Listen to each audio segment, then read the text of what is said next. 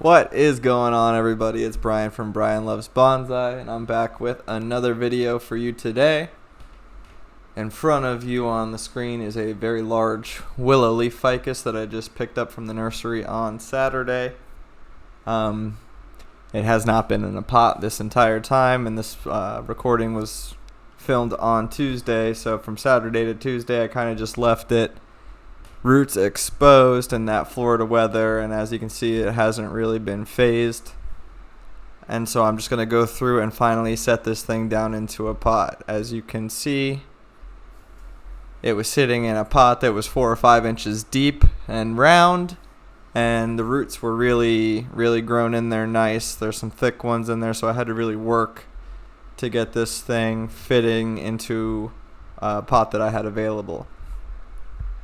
So my process for repotting is generally just to try and work the tree only as much as you need to get it into your destination pot. But in this case, my destination pot was something that was significantly more shallow than the pot that the tree was originally in. That's basically like a 1.5 inch deep shallow container, and so I have to go through and really work the roots on this Willow Leaf Ficus. Give it a very hard pruning. I do the entire thing just using my root hook and my concave cutter. My large concave cutter is a great tool to have when you're working on the roots.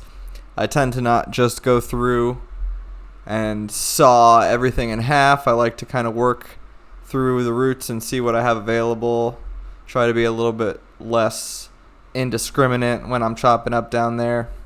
Occasionally that is effective for me, but for the most part I am trying to be a little bit more tactful when I'm working on my root system. So basically my process going forward from here is just to continue to rake out, carve out the fine roots, cut back the really thick structural roots that are just kind of in the way. We don't want the thick fibrous roots filling the pot. At this point we're trying to develop a fine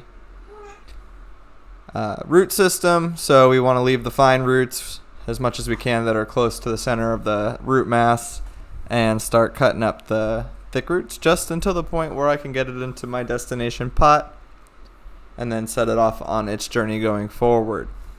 So I am going to throw on some music and finish the repotting process.